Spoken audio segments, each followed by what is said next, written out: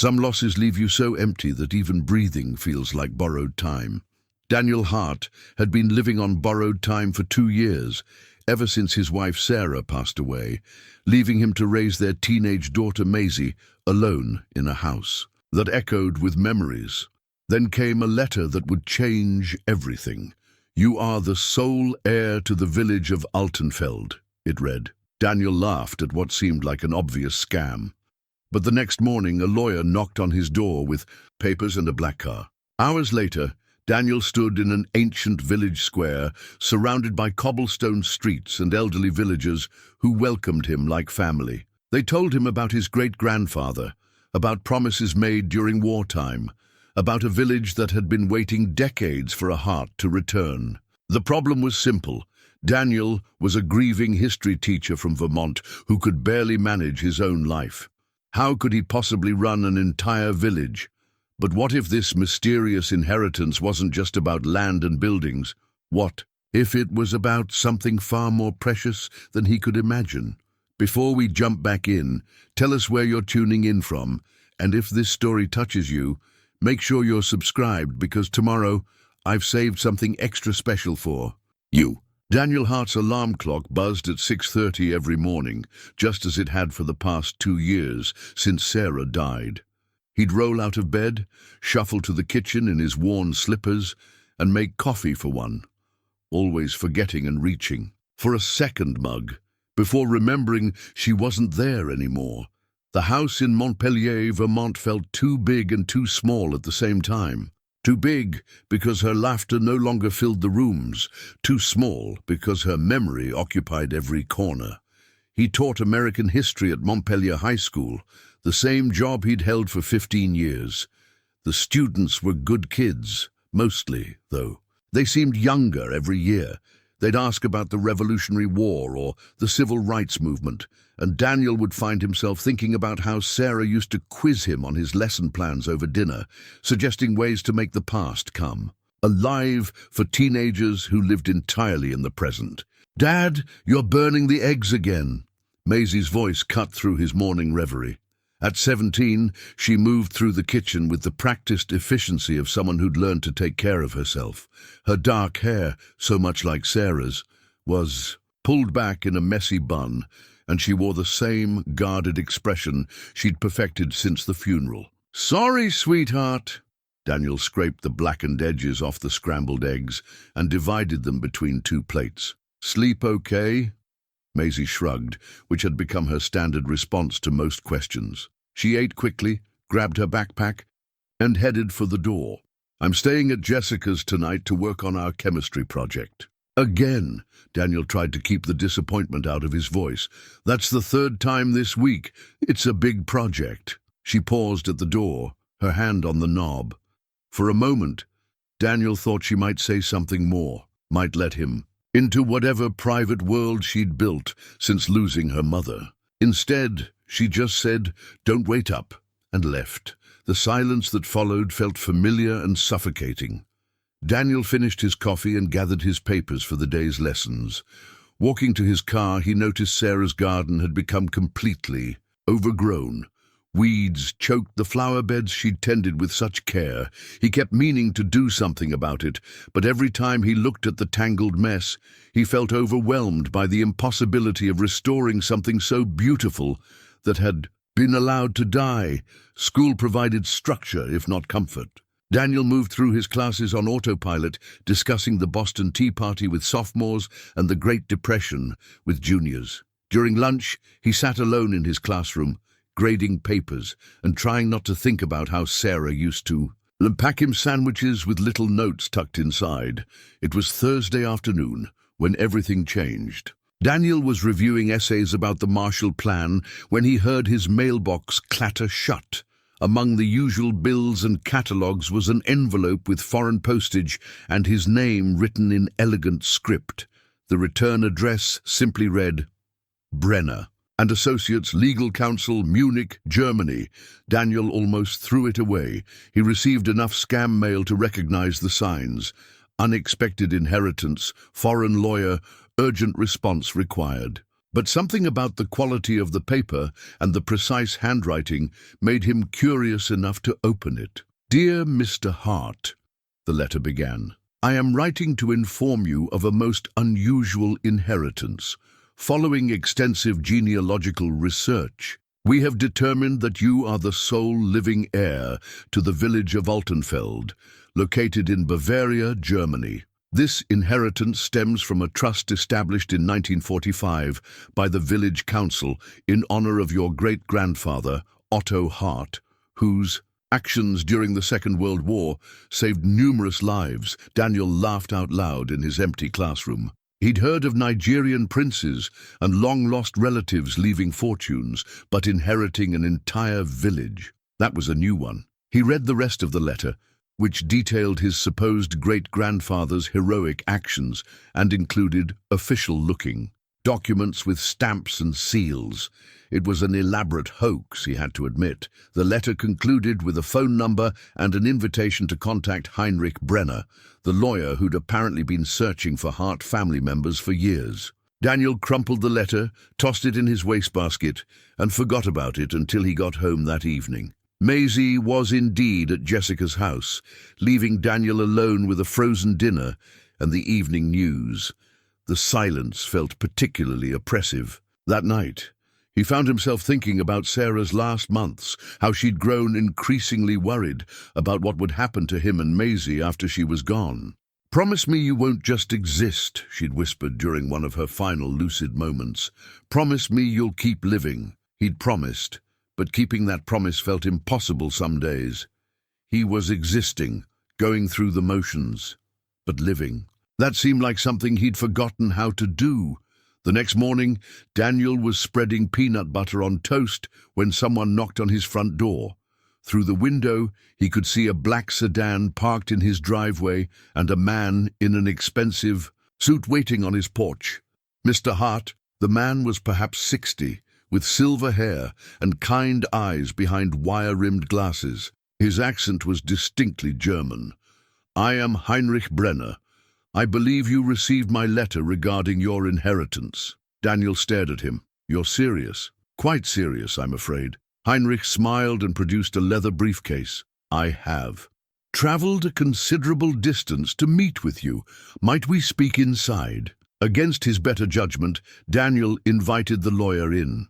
Heinrich sat at the kitchen table and opened his briefcase with practiced efficiency, removing folders full of documents, photographs, and what appeared to be genealogical charts. "Your great-grandfather, Otto Hart," Heinrich began, placing a sepia-toned photograph on the table, was an American soldier who became separated from his unit during the Battle of the Bulge in December 1944. He made his way through German lines and eventually reached the village of Altenfeld.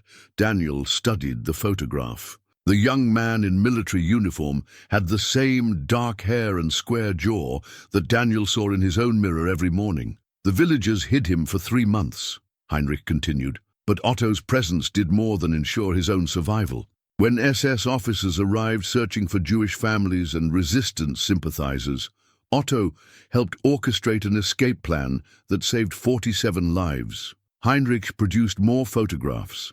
Villagers fleeing through snowy forests, hidden children, families reuniting after the war. When the Allies liberated the region, the village council was so grateful for Otto's sacrifice that they offered him the deed to Altenfeld itself. Otto declined. He wanted to return to America, but the villagers insisted on establishing a trust. A trust for what? Daniel found himself drawn into the story despite his skepticism for his descendants. The village would maintain itself, preserve its traditions, and wait. When the Hart family was ready to return, Altenfeld would be waiting. Heinrich pulled out a thick legal document. "That time has come, Mr. Hart. The village population has dwindled to 63 elderly residents. They need leadership, and according to the trust, that leadership can only come from Otto Hart's family line." Daniel felt dizzy. "This is insane. I'm a history teacher. I know nothing about running a village." "Perhaps not," Heinrich agreed. "But the villagers believe you are exactly what Altenfeld needs. Will you at least come and see it?" "I can't just..." Leave. I have responsibilities here. A daughter. Bring her, Heinrich said simply. The village has excellent schools, and the change might be beneficial for both of you. Daniel was about to refuse when Maisie walked through the front door. She stopped short, seeing the stranger at their kitchen table surrounded by old photographs. Dad? What's going on? Heinrich stood and extended his hand with old-world courtesy. You must be Maisie. I am Heinrich Brenner, and I have some rather extraordinary news about your family. As Heinrich explained the situation again, Daniel watched his daughter's face transform. For the first time in months, her eyes lit up with genuine interest. She studied the photographs, asked thoughtful questions about the village, and seemed genuinely excited by the possibility of adventure. When would we go? She asked. Maisie, we're not going anywhere, Daniel said quickly. This is all very interesting, but what, Dad? She turned to face him, and for a moment she looked so much like Sarah that it took his breath away. What do we have here that's so important? You hate your job, I hate my school, and we barely talk to each other anymore. The honesty in her voice stung because it was accurate. Daniel looked around their kitchen, at the dishes in the sink, and the bills on the counter, and the general sense of barely managed survival that had characterized their lives for 2 years. At least come and see it, Heinrich said gently. If you decide it's not for you, you can return home. But the village has been waiting 79 years for a member of the Hart family. They deserve to meet you. Daniel was quiet for a long moment, thinking about Sarah's words about really living. Maybe this was insane. Maybe he was about to uproot their lives for an elaborate fraud. But maybe, just maybe, it was exactly the kind of impossible second chance that life sometimes offered to people who had the courage to say yes. How long would we be gone? He finally asked. Heinrich smiled. As long as you like, Mr. Hart. As long as you like. The journey to Altenfeld took them through winding mountain roads that seemed to lead away from the modern world. Heinrich drove with the confidence of someone who'd made this trip many times, occasionally pointing out landmarks while Daniel and Maisie pressed their faces to the windows. The landscape gradually shifted from highway to country roads to narrow lanes, bordered by ancient stone walls and forests so dense they blocked out much of the afternoon sun. There, Heinrich said, as they crested a hill. Altenfeld, the village, spread below them like something from a fairy tale. Stone houses with red tile roofs clustered around a central square, their walls golden in the late afternoon light. A church spire rose from the center of town, and Daniel could see smoke curling from several chimneys. It looked peaceful, timeless, and completely unreal. How many people live here? Maisie asked, her voice filled with wonder. 63 at last count, Heinrich replied, though that number has been declining steadily for decades. As they drove down the hill, Daniel noticed signs of the decline Heinrich mentioned. Several houses stood empty, their shutters closed and gardens overgrown. The road needed repair, and some of the stone walls were crumbling. Still, there was something undeniably beautiful about the place, a sense of history that made Daniel's historian's heart skip a beat. They parked in the village square beside a fountain that featured a carved stone figure Daniel didn't recognize. Almost immediately, doors began opening and people emerged from the houses. They were mostly elderly, moving with the careful dignity of those who'd lived long lives, but their faces were bright with curiosity and something that looked like hope. Hair.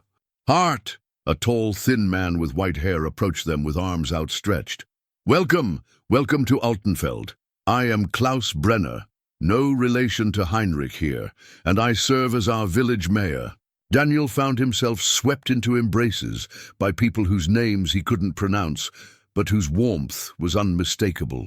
They spoke in rapid German, occasionally switching to accented English for his benefit. An elderly woman with flour on her apron pressed fresh bread into his hands. A man with calloused fingers shook his hand repeatedly, tears streaming down his weathered cheeks. They have been waiting so long, Heinrich explained quietly. When word spread that we had found Otto Hart's great-grandson, the entire village spent weeks preparing.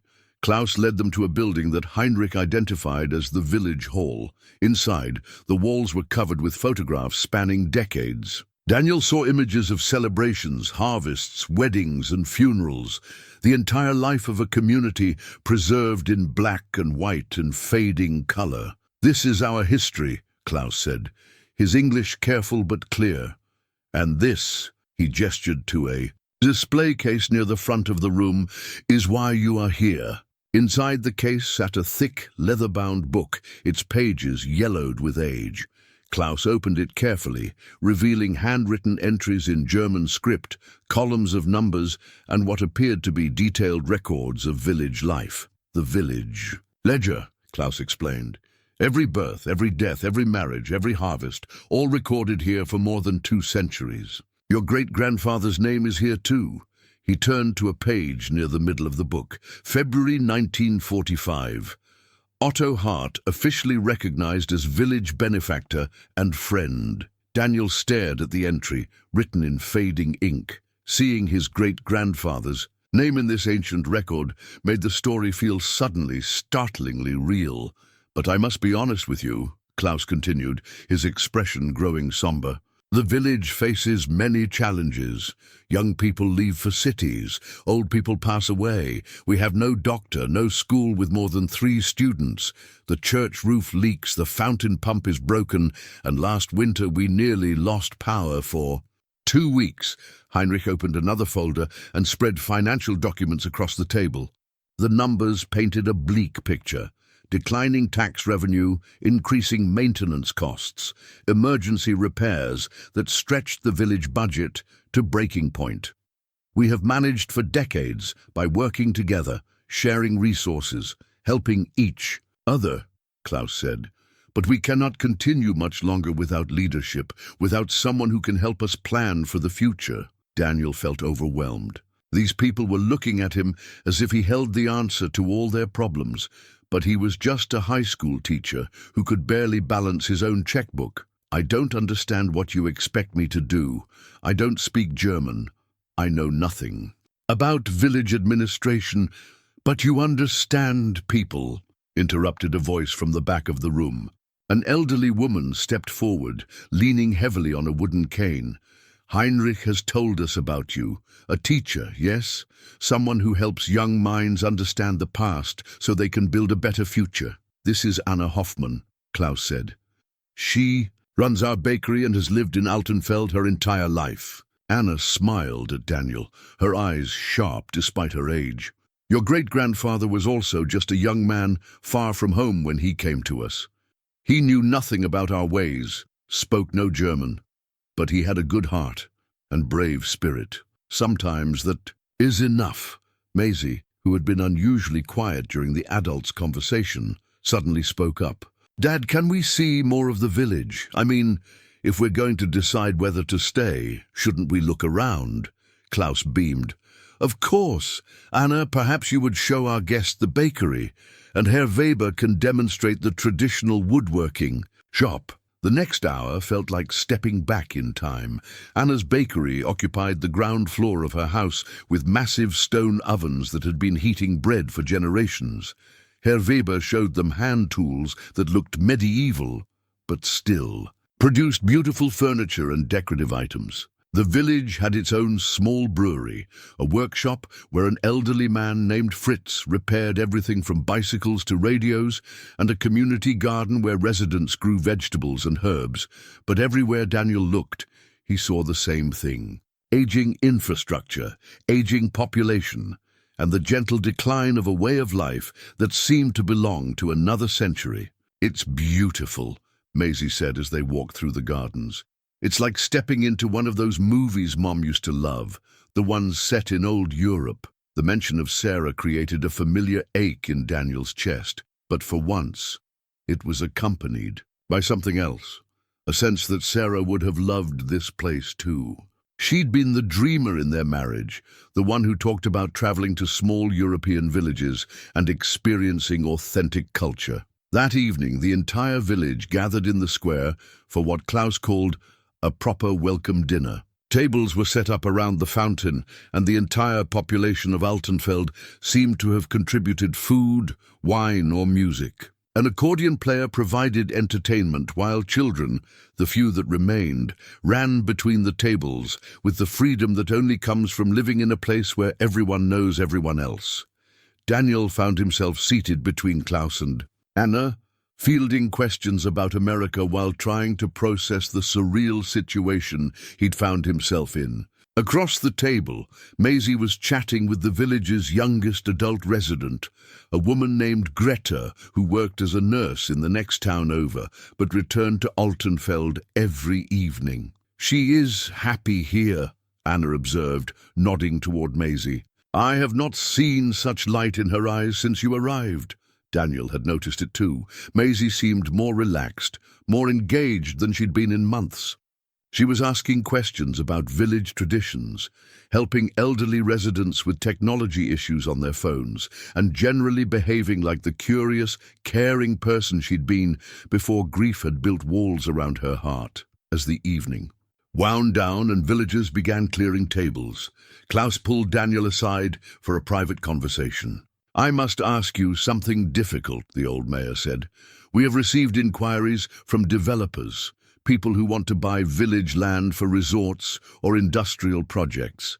The offers are generous, enough to give every resident a comfortable retirement somewhere else. But you don't want to sell." "Some do," Klaus admitted. "It would be easier, perhaps, but Altenfeld is more than just buildings and land. It is memory, tradition, community. If we sell, all of that disappears forever." Daniel looked around the square, at the fountain and the stone houses and the church spire outlined against the stars. He thought about his great-grandfather, about the courage it must have taken to help strangers in a time of war, and about the gratitude that had led an entire village to hold this place in trust for nearly 8 decades. "How long do I have to decide?" he asked. Klaus smiled sadly. "The developers have given us until the end of the month.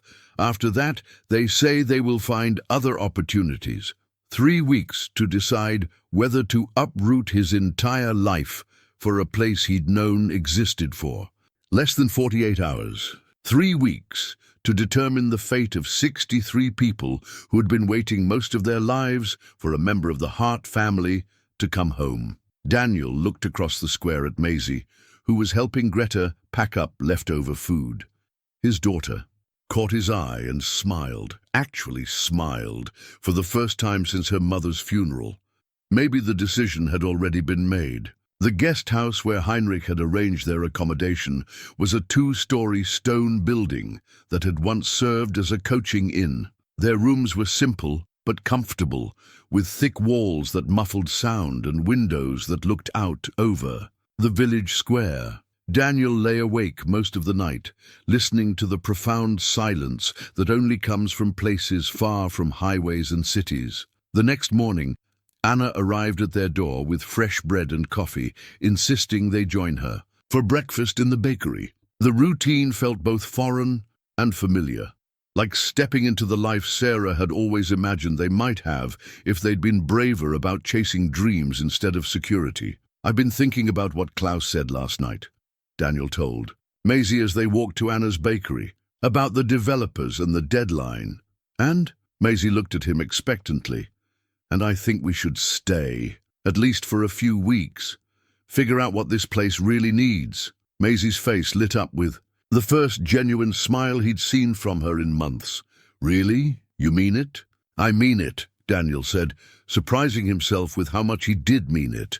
Anna greeted them like family, ushering them to a small table near the massive stone ovens where she'd been baking since before dawn.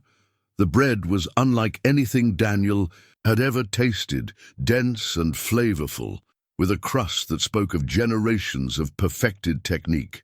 "Klaus asked me to show you the village records today," Anna said, as she poured coffee from a pot that looked older than Daniel himself. "If you are to help us, you must understand our history." After breakfast, they walked to the village hall, where Klaus was waiting with several other elderly residents. The building was larger than Daniel had initially realized, with rooms that had served various civic functions over the decades. In what had once been a library, Klaus had laid out documents, photographs and artifacts that told the story of Altenfeld. "This is where we keep the memories," Klaus explained, gesturing to filing cabinets filled with birth certificates, marriage records and death certificates dating back to the 1700s. But also this. He led them to a glass display case that Daniel hadn't noticed the previous day. Inside was a collection of military artifacts, a faded uniform, several medals, and what appeared to be personal items. "Your great-grandfather's belongings," Klaus said reverently. He left them behind when he returned to America, but asked that they remain here as a symbol of the bond between our communities. Daniel studied the display with the eye of a historian. The uniform was American Army issue from World War II, and the medals included both American and what appeared to be civilian commendations. But it was a small, tarnished medal at the bottom of the case that caught his attention. "What's that?" "One?" he asked. Klaus opened the case carefully and removed the medal. "This was given to your great-grandfather by the village council in 1945. It is not an official military decoration, but something we made ourselves. The inscription reads, 'For courage in darkness, for hope in despair.'" Daniel turned the medal over in his hands. It was clearly handmade, crafted with care, but lacking the polish of official military honors. Somehow that made it more meaningful, a token of genuine gratitude from people who had little to give, except their appreciation. "He must have been an extraordinary man," Daniel said. "Like his great-grandson, perhaps," Klaus replied with a meaningful look. Maisie had wandered to another part of the room, where she was examining photographs of village festivals and celebrations from decades past. "Dad, look at these," she called. "They had amazing parties here." The photographs showed villagers in traditional dress, dancing in the square, celebrating harvests and holidays with the kind of community spirit that seemed to have vanished from much of the modern world. In several pictures, Daniel could see a younger Klaus and Anna, along with faces that belonged to people he'd met the previous evening. "We still celebrate some traditions," Anna said, joining them at the photograph display, "but not like before. Fewer people, less energy, less reason to maintain the old ways." "What kind of traditions?" Maisie asked. Klaus and Anna exchanged glances. "Perhaps it is better to show you," Klaus said. "Tonight is actually the new moon, which means it is time for our storytelling circle. If you would like to join us, we'd love to," Daniel said before Maisie could answer, though he could see from her expression that she was just as interested. The rest of the morning was spent touring the village in daylight, getting a clearer sense of both its charms and its challenges. The houses were indeed beautiful, built from local stone, with architectural details that spoke of centuries of careful craftsmanship. But many needed significant repairs, and several stood completely empty. "Young people leave for university and never come back," Klaus explained, as they passed a particularly lovely house with boarded windows. The Hoffman family, Anna's nephew, moved to Munich 5 years ago. Good jobs there, better schools for the children. But their house just sits. "Empty?" Maisie asked. "What else can we do? We cannot force them to return, and strangers rarely want to move to such a remote place." Daniel made mental notes as they walked. The village had assets, beautiful architecture, rich history, stunning natural setting, but it also had significant challenges. No doctor, limited internet connectivity, an aging population, and an economy based largely on subsistence farming and small crafts that had little market outside the immediate region. At lunch, which Anna insisted on providing, Daniel met more villagers and began to get a sense of the community's dynamics. There was Herr Weber, the woodworker, who had been crafting furniture for 60 years, but worried about who would carry on his trade. Fritz, the repair specialist, who could fix anything mechanical, but whose arthritis was making detailed work increasingly difficult. Greta, the nurse, who commuted 40 minutes each way to work in the regional hospital, but remained in Altenfeld because it was home.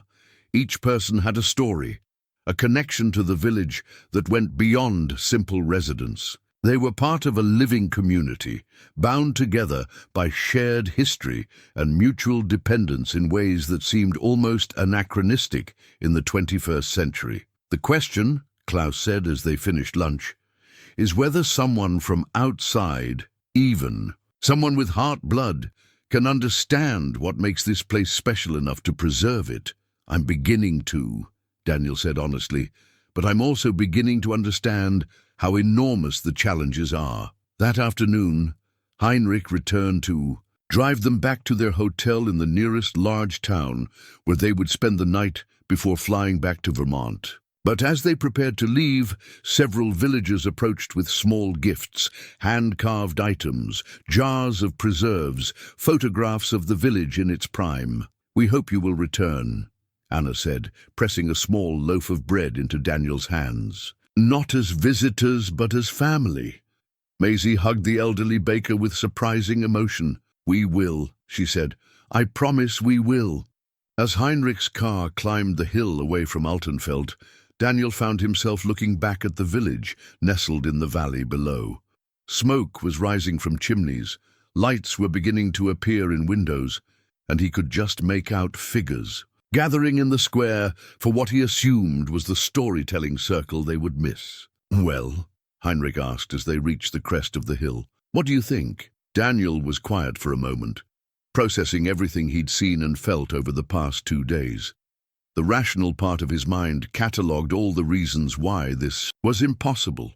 His job, Maisie's education, the language barrier, his complete lack of experience with village administration. But there was another part of his mind, a part that had been dormant since Sarah's death, that was already imagining what life might be like in a place where community still meant something, where his daughter could be part of something larger than herself, where he might finally have the chance to build something meaningful rather than simply surviving day by day. "I think," Daniel said slowly, "that we need to go home and have a very serious conversation about what we want our lives to look like." Maisie reached forward from the back seat and squeezed his shoulder. "I already know what I want," she said quietly. "I want to feel like I belong somewhere again." 3 weeks later, Daniel was loading suitcases into Heinrich's rental car outside their house in Montpellier. The decision to return to Altenfeld, not as visitors this time, but as residents, at least temporarily, had not been easy. Daniel had needed to arrange a leave of absence from the school district, sublet their house, and have countless difficult conversations with friends and colleagues who thought he'd lost his mind. "You're really going through with this crazy plan?" asked Tom Henderson, Daniel's closest friend and fellow teacher, as he helped carry boxes to the car. "I'm really going through with it," Daniel confirmed, "at least for the summer. Maybe longer. If things work out." Tom shook his head. "A year ago, you couldn't make it through a faculty meeting without looking like you'd rather be anywhere else. Now you're moving to Germany to run a village you'd never heard of until last month. Sarah used to say that sometimes the best decisions feel completely insane, right up until they turn out to be exactly right," Daniel replied, closing the trunk. Maisie emerged from the house carrying the last of her belongings, a backpack and the guitar she'd barely touched since her mother's death. She looked older somehow, more purposeful than she had in months. "Ready?" Daniel asked. "More than ready," she said. The flight to Munich felt like stepping through a portal into a different version of their lives. Maisie spent most of the journey reading German phrasebooks and making lists of things she wanted to learn about village life. Daniel found himself alternating between excitement and terror at the magnitude of what they were attempting. Heinrich met them at the airport with his usual efficiency and warmth. The drive to Altenfeld felt familiar this time, the landscape unfolding like a story Daniel was beginning to know by heart. But as they crested the final hill and the village came into view, Daniel noticed something different. "There are more people in the square than last time," Maisie observed. Indeed, the village square was filled with residents, and as Heinrich parked the car, they began to applaud. Klaus stepped forward, beaming with pride and relief. "Welcome home," he said simply. The next few hours were a blur of greetings, introductions to villagers they hadn't met on their first visit, and a tour of the house that would serve as their temporary residence. It belonged to the village itself, a two-story stone building near the square that had once housed the local doctor. "We have prepared it as best we could," Anna explained as she showed them through rooms that smelled of fresh cleaning and recent repairs. "The furniture is simple but sturdy. The kitchen has modern appliances, well, modern by Altenfeld standards.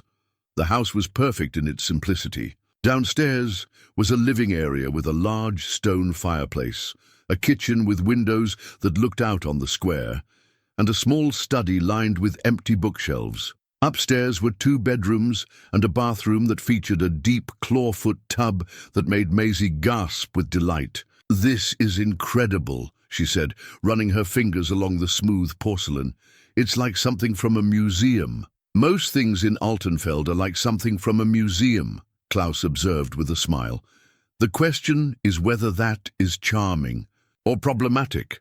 That evening, Daniel got his first real taste of village business. Klaus had organized a meeting in the village hall to discuss immediate priorities and longer-term challenges. About 20 residents attended, roughly a third of the village's population. The agenda was both mundane and overwhelming. The church roof needed repair before winter. The village's sole tractor required expensive maintenance. The water pump that served the eastern houses was making concerning noises. The internet connection, which depended on a single cable line, had been intermittent for weeks. "These are the immediate problems," Klaus explained. "But there are larger questions too. Do we try to attract new residents? Do we modernize or preserve traditional ways? Do we develop tourism or maintain privacy?" Daniel listened carefully, taking notes and asking questions that seemed to surprise the villagers with their practical focus. His teaching background had given him experience with budgets, planning, and group decision-making, even if the scale was different. "What about the empty houses?" he asked. "Are they actually for sale or just abandoned?" "Most belong to families who moved away but maintain ownership for sentimental reasons," Klaus replied. "They are not officially for sale, but most owners would consider offers from people who want to maintain the properties properly." After the meeting, Daniel walked through the village alone, processing what he'd learned. The challenges were significant but not insurmountable. The village had assets, beautiful architecture, strong community bonds, a compelling history that could potentially attract new residents or tourists if marketed properly. He found himself at the fountain in the center of the square, studying the carved stone figure that topped it. In the darkness, lit only by a few street lamps, the statue seemed to be watching over the village with protective intensity. "That is Sankt Alban," said a voice behind him. Anna approached, carrying a shawl against the evening chill. "The village patron saint. Legend says he protects those who care for others." "Do you believe in legends?" Daniel asked. Anna considered the question seriously. "I believe that stories help us remember what matters. Sankt Alban's story reminds us that protecting community is sacred work." The next morning, Daniel began his first full day as a village resident.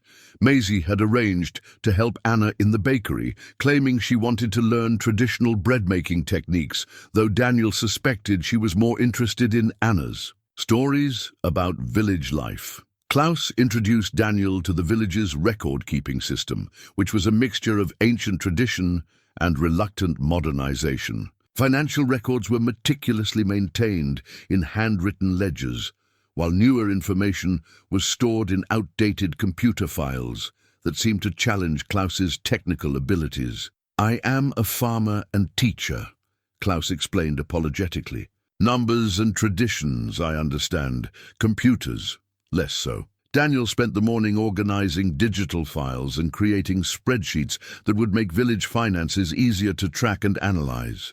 It was familiar work, similar to tasks he'd performed as department head at the high school, but with stakes that felt more personal. Around noon, Maisie appeared in the village hall, flower in her hair and excitement in her eyes. "Dad, you have to come to the bakery," she said. "Anna's showing me something incredible." In the bakery's back room, Anna had opened what appeared to be a simple wooden cabinet. Inside, Daniel saw dozens of small items carefully arranged on shelves. Hand-carved figurines, pieces of jewelry, old photographs, and what looked like locks of hair tied with ribbon. "These belong to villagers who have died," Anna explained. "When someone passes away, their family contributes something personal to the village memory collection. It is our way of ensuring that no one is truly forgotten." Daniel studied the collection with a historian's eye. Some items looked very old, perhaps dating back a century or more. Others were clearly recent additions. Each was labeled with a name and date, creating a tangible record of lives that had been part of Altenfeld's story. "It's like a museum of the heart," Maisie said softly. "Exactly," Anna agreed. "Your great-grandfather understood this about us. We do not just live in Altenfeld, we carry its memory forward." That afternoon, while Maisie continued learning bread-making techniques, Daniel walked to the village's eastern edge, where several houses stood empty. The properties were well maintained despite their abandonment, their gardens tended by neighbors, who remembered the families that had once lived there. At the last house on the lane, Daniel found something that stopped him in his tracks. The garden was not just maintained, it was thriving with flowers that looked remarkably similar to the ones Sarah had grown in Vermont. Roses, lavender, and delphiniums created a riot of color and fragrance that seemed impossible in this mountain. And climate, beautiful, yes? Klaus had followed him and now stood admiring the garden. Greta tends it, though she claims she has no special skill with flowers. "These varieties shouldn't grow here," Daniel said, recognizing specific cultivars that Sarah had struggled to maintain even in Vermont's more temperate climate. "The altitude, the soil composition, it doesn't make sense." Klaus smiled mysteriously. "Many things about Altenfeld do not make perfect sense. We have learned to accept the gifts we are given." That evening, Daniel called his friend Tom back in Vermont to report on their first full day in the village. "So how's the culture shock?" Tom asked. "Missing fast food and cable television yet?" "Actually," Daniel said, looking out his kitchen window at villagers gathering in the square for their evening conversations, "I'm starting to understand why people never wanted to leave this place." "And Maisie? How's she adapting to life without shopping malls and internet?" Daniel smiled, watching his daughter emerge from Anna's bakery, carrying a basket of fresh rolls for their dinner. She was talking animatedly with Greta, gesturing with the enthusiasm he remembered from before Sarah's illness had overshadowed their family life. "She's adapting better than I am," he said honestly. "For the first time in 2 years, she seems genuinely happy." As he hung up the phone, Daniel realized he'd found something in Altenfeld that he hadn't even known he was looking for. Not just a purpose or a project, but a sense of belonging that had been missing from his life since Sarah's death. The village needed him, but more importantly, he was beginning to suspect that he needed the village just as much. Daniel's 3rd week in Altenfeld began with a discovery that shook him to his core. He was working in the garden behind their house, trying to establish vegetables that would supplement their meals, when he knelt beside a patch of wildflowers that had caught his attention. They were forget-me-nots, the exact variety Sarah had, cultivated in their Vermont garden. Not similar flowers, but identical specimens with the same delicate blue petals and distinctive yellow centers that his wife had coaxed from stubborn New England soil for 15 years. "That's impossible," he whispered, examining the flowers more closely. "These varieties required specific soil conditions and careful cultivation. They didn't grow wild in Bavarian mountain valleys." But as Daniel looked around the village with new eyes over the following days, he began noticing other impossibilities. The rose bushes in Anna's garden bloomed with flowers identical to ones from Sarah's prize collection. The herb garden behind the village hall contained basil, oregano, and thyme that matched varieties Sarah had special ordered from specialty catalogues. "Klaus," Daniel asked during their daily morning meeting, "where did these flowers come from? The ones growing throughout the village. They're not native to this region." Klaus paused in his review of the village accounts, setting down his reading glasses with the careful movements of someone buying time to think. "Many things grow well in Altenfeld that struggle elsewhere," he said finally. "The soil here is special." "That's not an answer." "It is the only answer I can give you," Klaus replied gently. "Some aspects of village life require acceptance rather than explanation." That afternoon, Daniel found Maisie in tears in their living room, clutching a photograph she'd discovered in one of the house's drawers. "Dad, look at this," she said, holding out a faded color photograph.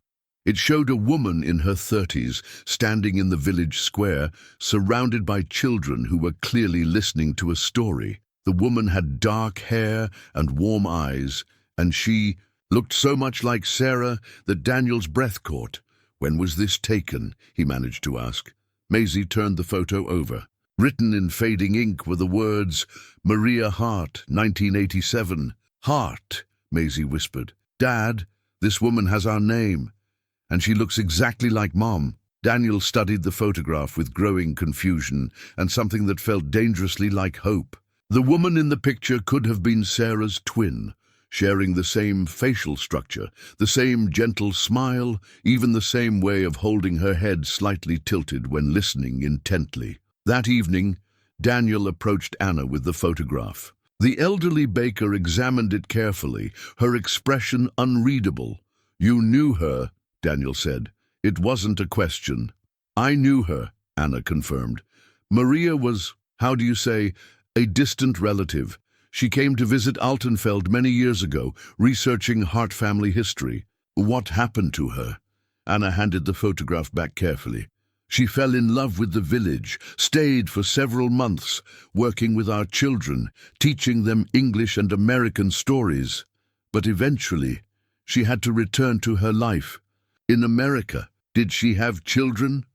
Family?" "I believe so," Anna said quietly. She spoke often of wanting to have a family, of the importance of passing stories to the next generation. That night, Daniel couldn't sleep. He found himself walking through the village in the darkness, processing the growing list of coincidences that seemed too numerous to be accidental. The flowers, the photograph, the way Maisie had adapted so quickly to village life, the sense of belonging he felt despite being in a place he'd never known existed a month earlier.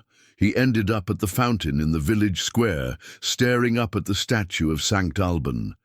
In the moonlight, the carved saint seemed to be watching him with patient understanding. "What is this place?" he asked aloud, feeling only slightly foolish for speaking to a stone statue. "It is what it has always been," said a voice behind him. Daniel turned to find Heinrich Brenner approaching, despite the late hour. "Heinrich, what are you doing here?" "I come to Altenfeld often," the lawyer replied, joining Daniel beside the fountain. "It is a place that calls to certain people, draws them back regardless of distance or practical considerations. The flowers in this village, they're identical to ones my wife grew. The woman in that photograph looks exactly like Sarah. These can't be coincidences." Heinrich nodded slowly. "The Hart family connection to Altenfeld goes deeper than wartime heroism, Daniel. Your great-grandfather wasn't the first of your family to find sanctuary here." "What do you mean?" "Altenfeld has always been a place where people come to heal from loss, to find what they need to continue living. It chooses its residents as much as they choose it." Daniel felt a chill that had nothing to do with the night air. "That sounds like magic." Heinrich smiled. "Perhaps. Or perhaps it is simply what happens when a community dedicates itself completely to caring for those who need refuge from the storms of life." The next morning brought an unexpected visitor. Daniel was helping Maisie practice German vocabulary. when a sleek black car pulled into the village square. A woman in an expensive suit emerged, carrying a briefcase and surveying the village with the calculating gaze of someone assessing property values. Herr Hart, she approached with a confident stride and extended a manicured hand. I am Victoria Steiner, representing Alpine Development Corporation. I believe Klaus mentioned that we have made several offers to purchase village properties. Daniel shook her hand cautiously. He mentioned that developers had shown interest. Yes, interest is too mild a word, Victoria said with a practiced smile. We are prepared to make extremely generous offers for the entire village, enough to ensure comfortable retirements for all current residents, with significant bonuses for cooperation in the transition process. Transition to what? Victoria opened her briefcase and removed glossy brochures showing architectural renderings of a luxury resort complex. Alpine Heritage Spa and Resort, she explained. We would preserve the historical character while adding modern amenities that attract international visitors. Luxury accommodations, world-class dining, spa facilities, conference centers, all designed to blend seamlessly with existing architecture. The renderings showed the village transformed, expanded buildings, manicured landscapes, and crowds of tourists where elderly residents currently gathered for quiet conversations. It would bring jobs, economic vitality, international recognition. Victoria continued. Altenfeld could become a destination rather than a dying relic. Daniel studied the brochures, recognizing the slick marketing language that promised everything, while delivering something entirely different. What happens to current residents? Relocation assistance, generous compensation packages, priority employment opportunities for those who wish to remain involved, Victoria recited smoothly. Everyone wins, except that Altenfeld ceases to exist as a community, Daniel observed. Victoria's smile tightened slightly. With respect, Herr Hart, communities evolve or they disappear. Altenfeld is currently disappearing. We offer evolution. That afternoon, Daniel called an emergency village meeting. Nearly every resident attended, filling the village hall with worried faces and anxious conversations. Victoria presented her proposal with professional polish, highlighting the financial benefits and promising to address all concerns. The villagers listened politely, but Daniel could see the pain in their faces as Victoria described preserving character while maximizing potential. This was their home, their history, their identity being reduced to marketing copy and profit projections. When Victoria finished, Klaus stood slowly. We thank you for your presentation, he said with formal politeness. But Altenfeld is not for sale. I understand the emotional attachment, Victoria replied, but economics cannot be ignored indefinitely. The village cannot sustain itself much longer without significant investment. Then we will find another way, Klaus said firmly. After Victoria left, the village hall buzzed with worried conversations. Daniel could see that her presentation had shaken some residents, particularly the oldest ones who worried about becoming burdens on a struggling community. Maybe she has a point, said Herr Weber quietly. I am 83 years old. What use am I in a dying village? You are the memory keeper, Anna replied sharply.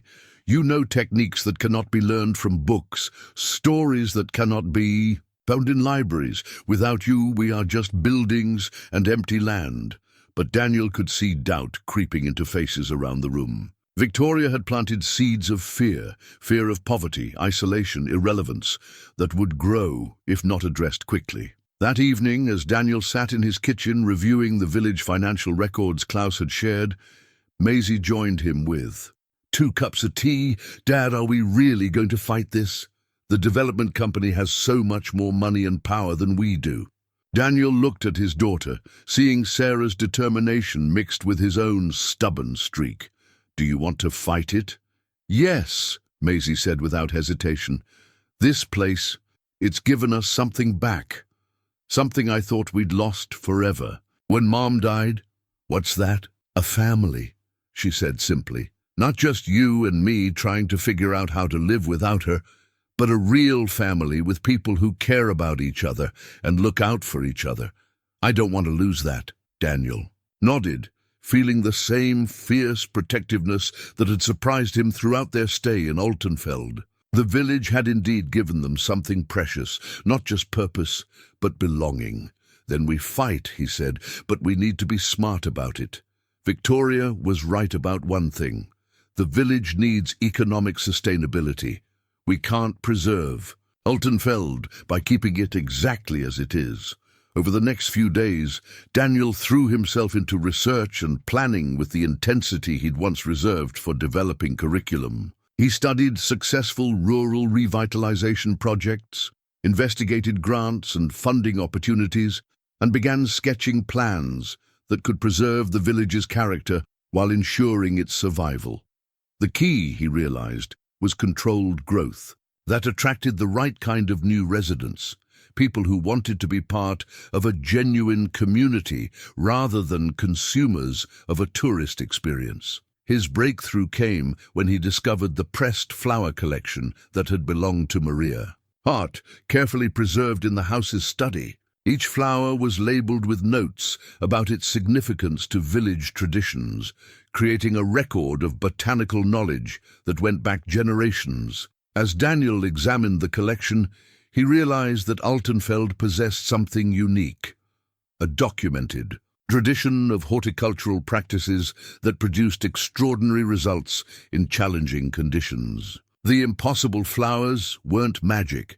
They were the result of generations of accumulated knowledge about soil management, companion planting, and cultivation techniques refined over centuries. That knowledge, properly documented and promoted, could form the foundation for a sustainable economy based on heritage gardening, organic farming education, and authentic agritourism. "Maisie," Daniel called, his voice filled with excitement, "I think I know how to save the village."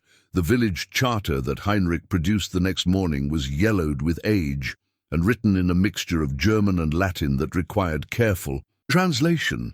Daniel spread it across the table in the village hall, while Klaus, Anna, and several other long-time residents gathered around with the reverence usually reserved for religious artifacts. This document establishes more than just the trust for your great-grandfather, Heinrich explained, running his finger along lines of faded text. It contains provisions about the village's fundamental nature, requirements that any future ownership or development must preserve what the Charter calls the village's capacity for healing and renewal. Daniel studied the document carefully, his historian's training helping him parse the formal language. "What exactly does that mean?" "Read here." Heinrich pointed to a specific passage. "The village shall remain a sanctuary for those seeking restoration from life's sorrows, maintaining its traditions of welcome, care, and the cultivation of hope." "It's almost like they knew this day would come," Maisie observed, reading over her father's shoulder. "Perhaps they did," Klaus said quietly. "The people who wrote this charter had lived through war, loss, and rebuilding. They understood that communities face recurring challenges." Anna nodded thoughtfully. "My grandmother used to say that Altenfeld was different from other places, that people came here when they needed healing, not just shelter." Over the following days, Daniel worked with Heinrich to understand the full implications of the charter. The document contained several clauses that would make Victoria's development plans legally challenging, if not impossible. Any major changes to the village required unanimous consent from residents, and development had to preserve traditional practices of care and cultivation. But legal protection was only part of the solution. Daniel knew they needed a positive vision for the village's future, something that would attract new residents while preserving the qualities that made Altenfeld special. His plan began to take shape around the village's unique horticultural heritage. Working with Anna and several other long-time residents, Daniel documented traditional gardening practices that had been passed down through generations. The techniques were remarkably sophisticated, involving companion planting, natural pest management and soil enrichment methods that produced extraordinary results. We could establish Altenfeld as a center for heritage agriculture education, Daniel explained to the village council. Workshops for organic farming, traditional crafts, sustainable living practices. People would come to learn, but they'd stay in village homes, eat locally grown food, participate in community activities. Klaus leaned forward with interest. Not tourists, but students. Students, researchers, people seeking alternatives to modern life, Daniel confirmed. The kind of people who might eventually want to become residents themselves. Greta, the nurse, raised a practical concern. But we would need better internet connectivity, improved transportation links, modernized accommodations. Exactly. Daniel said, controlled improvements that enhance the village's ability to fulfill its mission without destroying its character. The plan faced its first real test when Elena Martinez arrived the following week. A travel photographer based in Barcelona, she'd contacted the village after seeing online mentions of Altenfeld's unique community atmosphere. Danielle had invited her as their first student, someone who would document the village while learning about its traditions. Elena was in her mid-30s, with dark hair streaked with premature silver and eyes that seemed to notice everything. Worth photographing, she spoke fluent English, adequate German, and had the kind of understated confidence that came from years of independent travel. I specialize in documenting disappearing ways of life, she explained over dinner at Anna's table. Small communities that maintain traditional practices in an increasingly homogenized world. And what brings you specifically to Altenfeld? Daniel asked, though he found himself more interested in her answer than strictly necessary for professional purposes. Honestly, I'm running from something, Elena said with surprising directness. My father died 6 months ago, and I've been trying to work through grief by staying constantly busy, constantly moving. Someone told me about places like this, communities where people still take time to really care for each other. Daniel felt a familiar ache of recognition. I'm sorry for your loss. I know how that feels. Your wife, Elena asked gently, 2 years ago. Cancer. Daniel glanced at Maisie, who was helping Anna clear dishes and seemed absorbed in conversation about bread-making techniques. It's been difficult. But you're building something here. That must help. It does, Daniel admitted. More than I expected. Over the following days, Elena integrated into village life with an ease that surprised everyone. She helped Anna in the bakery, learned woodworking basics from Herr Weber, and spent hours photographing not just buildings and landscapes, but the small interactions that revealed the village's true character. Her photographs showed Klaus patiently teaching a young visitor how to repair a stone wall, Anna sharing bread with a neighbor who was recovering from illness, Maisie reading to elderly residents in the village hall. The images captured something Daniel had felt but struggled to articulate, the sense that Altenfeld was a place where caring for others was considered natural and essential. You have something special here, Elena told Daniel, as they walked through the village gardens one evening. Not just beautiful scenery, but genuine community. That's increasingly rare. Rare enough to preserve, Daniel asked. Rare enough to fight for, she replied. Their conversation was interrupted by the arrival of another black sedan in the village square. Victoria Steiner emerged, but this time she wasn't alone. 3 men in expensive suits followed her, along with a photographer, who began documenting the village with the systematic efficiency of someone conducting a property survey. Herr Hart, Victoria approached with the same professional smile, though Daniel noticed it seemed more forced than before. I hope you've had time to consider our proposal. I've brought some colleagues who specialize in heritage preservation projects. The colleagues introduced themselves as architects and project managers, speaking in the confident jargon of people accustomed to transforming communities according to market research and profit projections. They praised Altenfeld's authentic character and development potential, while taking notes that clearly had nothing to do with preserving either. "We're prepared to increase our offer," Victoria announced, 20% above our previous proposal, with guaranteed employment for any residents who wish to remain involved in the resort operation. Klaus listened politely, but shook his head. "As I told you before, the village is not for sale." "With respect," one of the architects interjected, "sentiment cannot sustain a community indefinitely. Without significant investment, Altenfeld will simply continue declining until it becomes uninhabitable." Elena, who had been quietly taking photographs throughout the conversation, suddenly spoke up. "What if there was another option? Investment. That preserved community character while ensuring sustainability." Victoria's smile became noticeably cooler. "And you are?" "Elena Martinez. I'm documenting the village's revitalization efforts for an international publication." Daniel felt a surge of gratitude for Elena's quick thinking, though he wasn't sure what publication she meant. Victoria's colleagues exchanged glances that suggested they weren't entirely comfortable with unwanted media attention. That evening, the village held another emergency meeting. This time, Daniel presented his alternative development plan in detail. Heritage agriculture education, traditional crafts workshops, authentic community tourism that brought visitors into village life rather than displacing it. "The charter supports this approach," Heinrich explained. "Educational activities that preserve traditional practices are explicitly protected under the original trust documents. But we need funding," Klaus observed practically.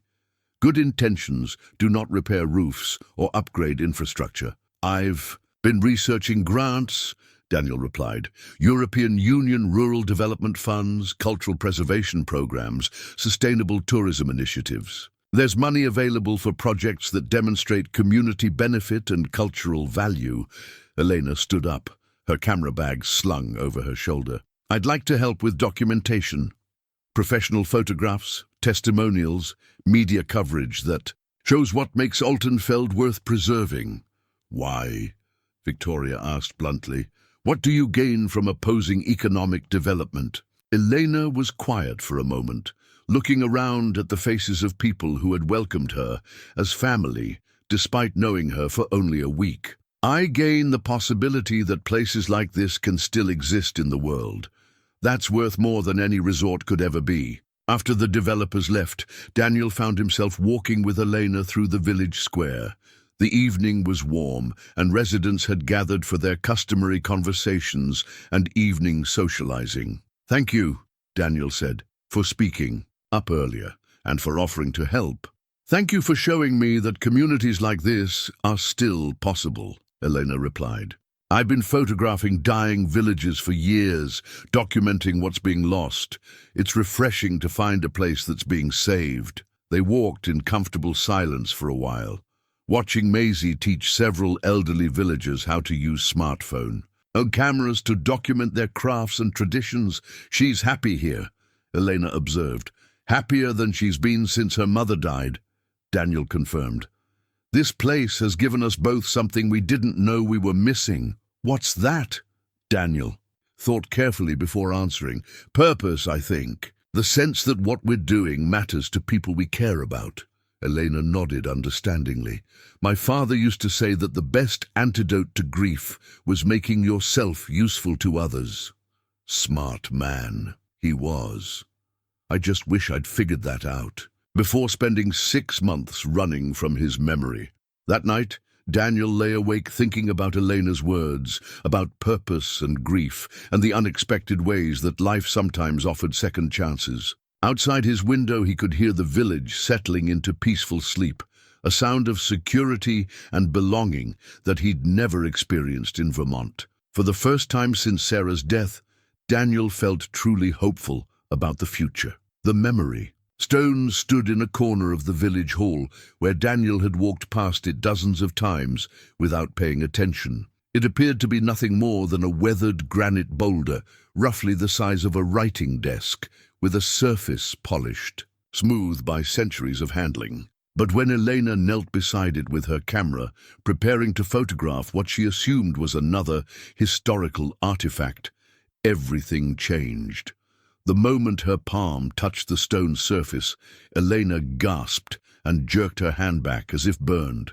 Her face went pale, and she sat heavily on the floor, staring at the stone with wide eyes. "What happened?" Daniel rushed to her side, concerned by her sudden distress. I saw something," Elena whispered. "When I touched it, I saw—" She stopped, shaking her head as if trying to clear away cobwebs. Klaus, who had been organizing documents nearby, approached them with unusual gravity. "What did you see?" "Faces. Hundreds of faces, maybe thousands.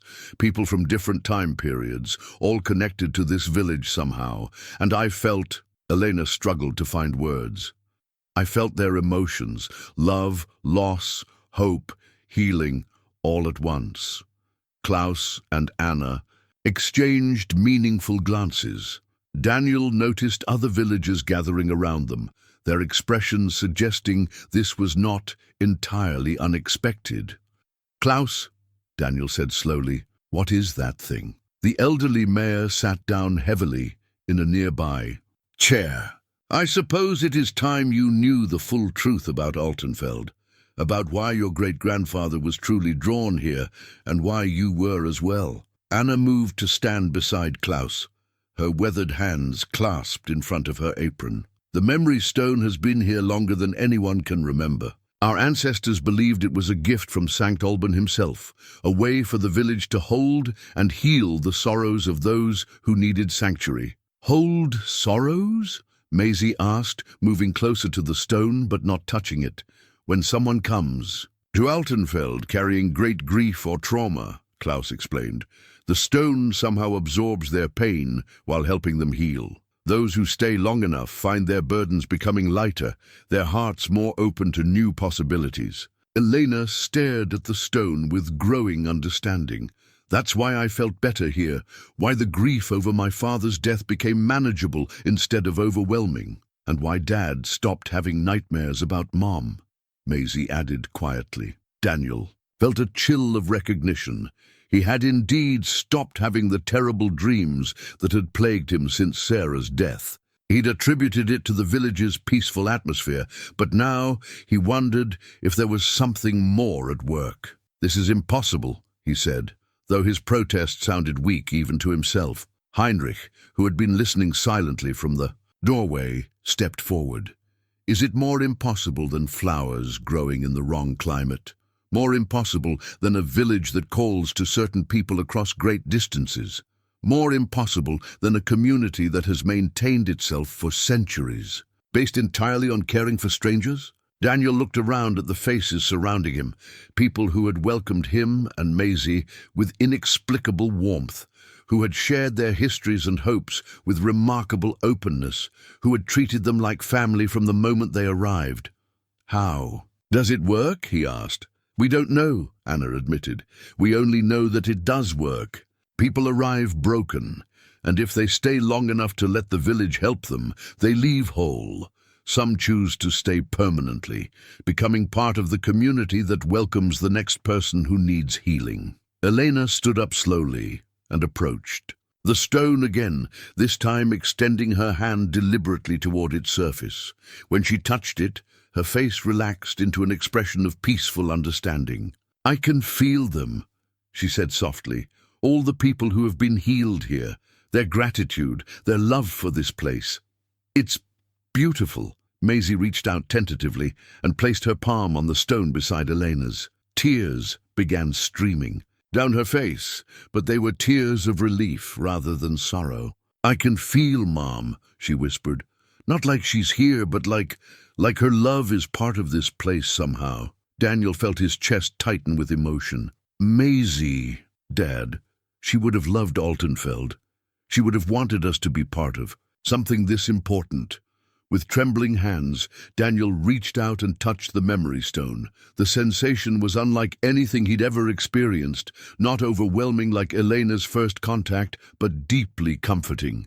He felt the presence of countless people who had found solace in Altenfeld, and among them something that felt unmistakably like Sarah's gentle presence.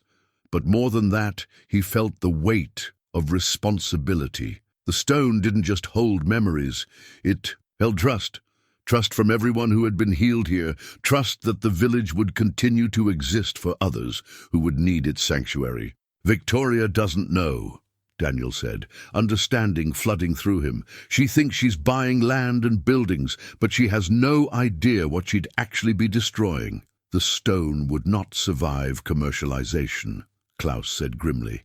"Its power comes from genuine community, from people who choose to care for each other without expectation of profit. Turn Altenfeld into a resort, and it becomes just another place." "But you can't tell her," Elena said, lowering her hand from the stone. "She'd either think you're crazy or worse. She'd find a way to exploit it." Heinrich nodded gravely. "There have been others over the years. Researchers, government officials, developers, who discovered rumors about Altenfeld's unusual properties.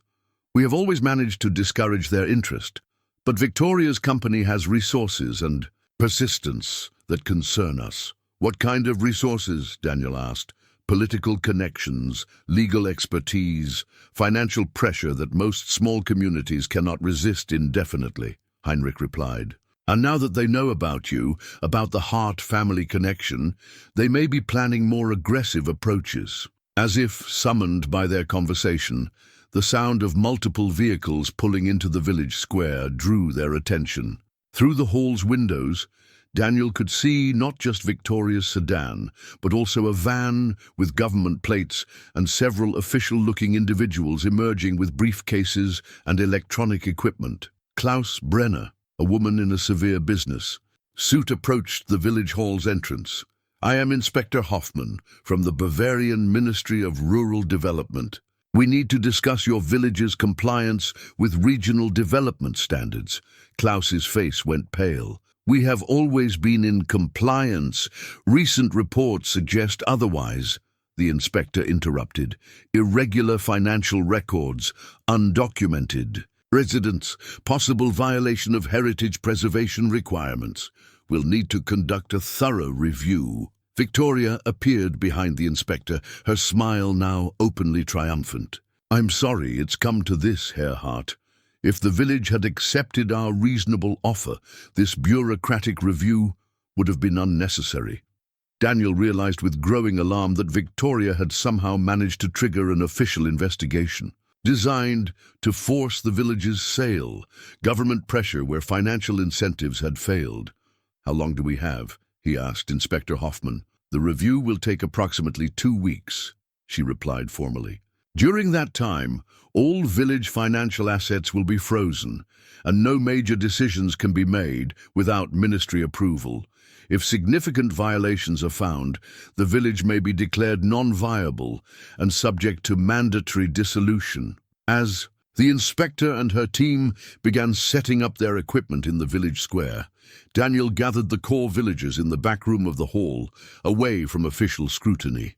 "They're going to shut us down," Greta said quietly. "Find whatever violations they need to justify forcing a sale. Not if we can prove the village serves an essential public function," Daniel replied, his mind racing through possibilities. "Heinrich, the charter mentions the village's role as a sanctuary.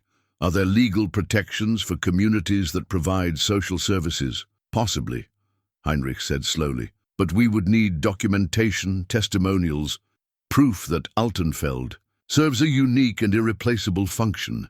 Eleanor looked up from her camera, where she'd been reviewing photographs taken over the past week. "I have documentation, hundreds of images showing the village's daily life, its community practices, the way residents care for each other and welcome visitors. And I know people," she continued, her voice growing stronger, "journalists, documentarians, social researchers, who would be fascinated by a community that still practices genuine mutual care. If we can get media attention focused on what makes Altenfeld special, Victoria will accelerate her timeline."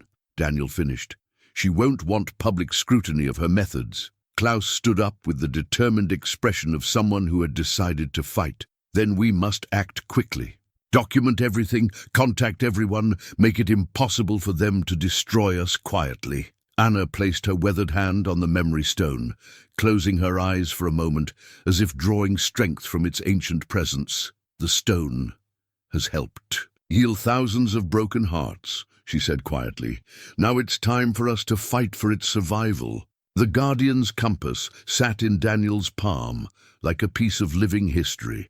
Heinrich had retrieved it from Otto Hart's collection, explaining that it had been passed down through generations of village protectors, those who took responsibility for preserving Altenfeld's unique mission. "Your great-grandfather carried this during his final weeks in the village," Heinrich said quietly. "Legend claims it points toward whatever the village needs most at any given moment." Daniel studied the antique brass instrument, its needle trembling between magnetic north and some other direction entirely. "And you believe that?"